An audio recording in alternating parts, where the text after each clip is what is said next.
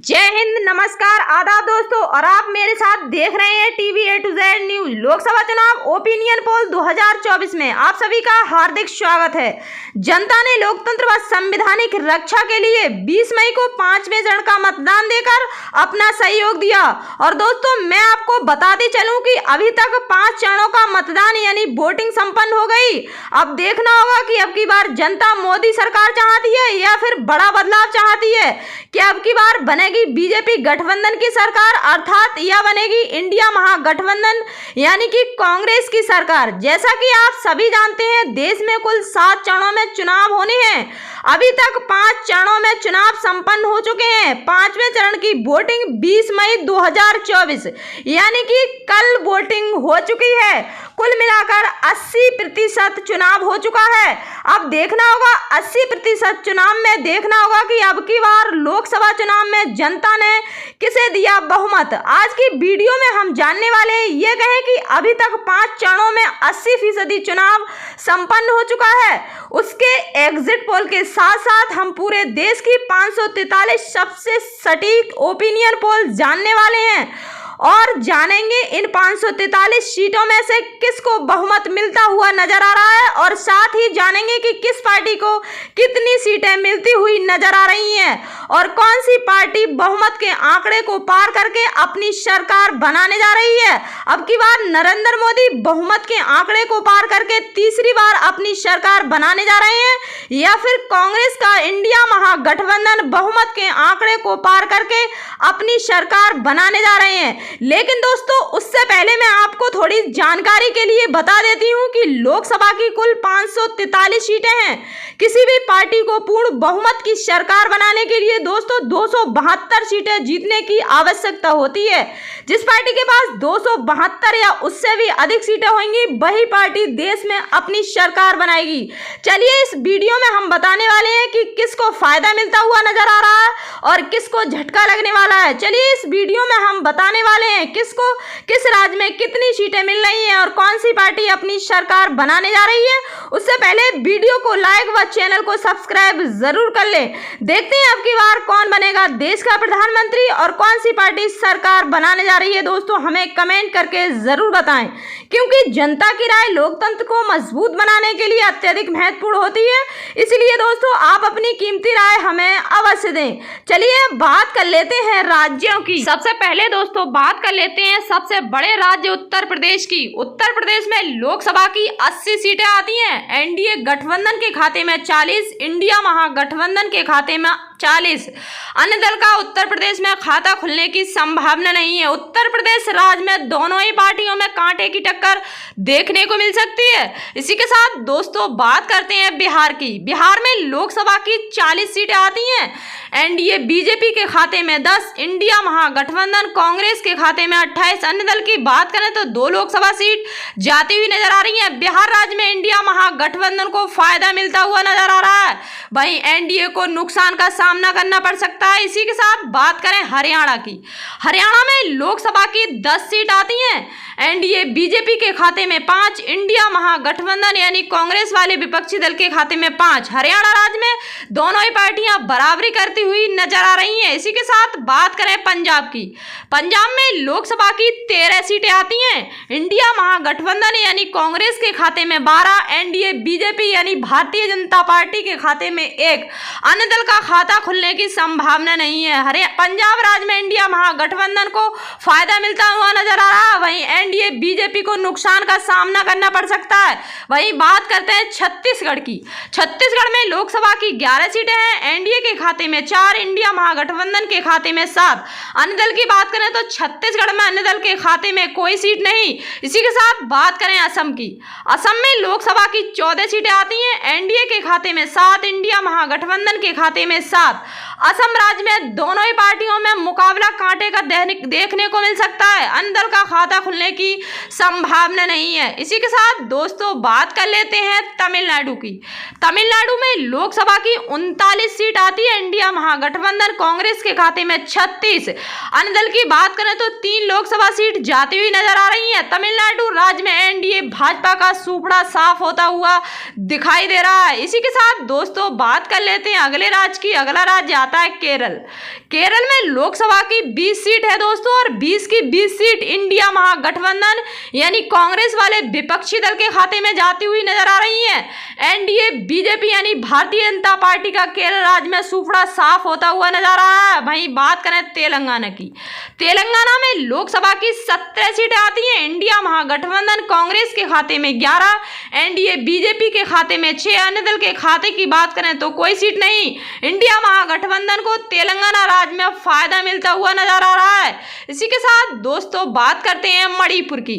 मणिपुर में लोकसभा की 2 सीट हैं, एनडीए के खाते में 1, इंडिया महागठबंधन के खाते में 1।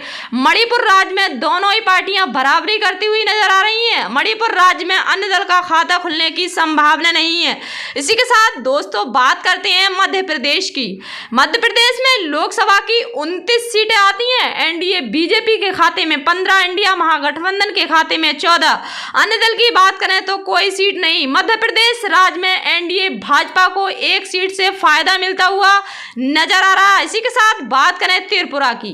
त्रिपुरा में लोकसभा की 2 सीट आती हैं, इंडिया महागठबंधन के खाते में 1, एनडीए बीजेपी के खाते में 1। त्रिपुरा राज्य में भी दोनों ही पार्टियों में कांटे की टक्कर देखने को मिल सकती है। त्रिपुरा राज्य में अन्य दल का खाता खुलने की संभावना नहीं है। वहीं बात करें जम्मू कश्मीर की, जम्मू कश्मीर में लोकसभा की 5 सीट आती हैं। एनडीए बीजेपी यानी भारतीय जनता पार्टी के खाते में 1, इंडिया महागठबंधन कांग्रेस के खाते में 4, अन्य दल की बात करें तो खाता खुलने की संभावना नहीं है। इसी के साथ दोस्तों बात कर लेते हैं मेघालय की। मेघालय में लोकसभा की 2 सीट है और दोनों की दोनों सीटें इंडिया महागठबंधन का खाता खुलने की संभावना नहीं है, और दोनों की दोनों सीटें एनडीए बीजेपी के खाते में जाती हुई नजर आ रही हैं। अन्य दल का मेघालय राज्य में खाता खुलने की संभावना नहीं है। वहीं बात करते हैं अरुणाचल प्रदेश की। अरुणाचल प्रदेश में लोकसभा की 2 सीट आती हैं, एनडीए के खाते में 1, इंडिया महागठबंधन के खाते में 1। अरुणाचल प्रदेश में भी दोनों ही पार्टियों में मुकाबला कांटे को देखने को मिल सकता है। इसी के साथ दोस्तों बात कर लेते हैं अगले राज्य की। अगला राज्य आता है झारखंड। झारखंड में लोकसभा की 14 सीटें आती हैं, एनडीए बीजेपी यानी भारतीय जनता पार्टी के खाते में 7, इंडिया महागठबंधन कांग्रेस वाले विपक्षी दल के खाते में 7। झारखंड राज्य में भी दोनों ही पार्टियां बराबरी कर रही हैं। इसी के साथ दोस्तों बात करते हैं राजस्थान की। राजस्थान में लोकसभा की 25 सीटें आती हैं, इंडिया महागठबंधन के खाते में 15, एनडीए बीजेपी के खाते में 9, अन्य दल की दोस्तों बात करें तो 1 लोकसभा सीट जाती हुई नजर आ रही है। इंडिया महागठबंधन को राजस्थान में फायदा मिलता हुआ नजर आ रहा है। इसी के साथ बात करें गुजरात की। गुजरात में लोकसभा की 26 सीटें आती हैं, एनडीए बीजेपी के खाते में 22, इंडिया महागठबंधन के खाते में 4। गुजरात राज्य में एनडीए बीजेपी को फायदा मिलता हुआ नजर आ रहा है, वहीं इंडिया महागठबंधन को नुकसान का सामना करना पड़ सकता है। इसी के साथ बात करते हैं दिल्ली की।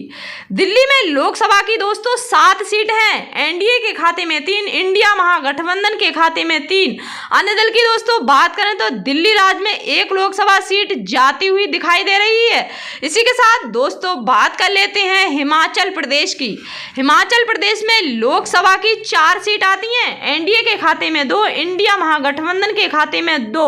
हिमाचल प्रदेश में दोनों ही पार्टियों में कांटे की टक्कर देखने को मिल सकती है। हिमाचल प्रदेश में अन्य दल का खाता शून्य पर नजर आ रहा है। इसी के साथ बात करें उड़ीसा की। उड़ीसा में लोकसभा की 21 सीटें आती हैं, एनडीए बीजेपी के खाते में 3, इंडिया महागठबंधन के खाते में 5।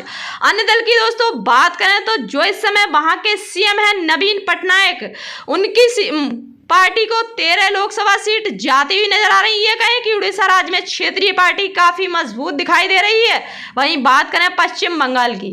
पश्चिम बंगाल में लोकसभा की 42 सीटें आती हैं, एनडीए के खाते में 5, इंडिया महागठबंधन के खाते में 27। अन्य दल की दोस्तों बात करें तो पश्चिम बंगाल में 10 लोकसभा सीट जाती हुई नजर आ रही हैं। एनडीए बीजेपी को पश्चिम बंगाल में नुकसान का सामना करना पड़ सकता है। वहीं बात करें महाराष्ट्र की।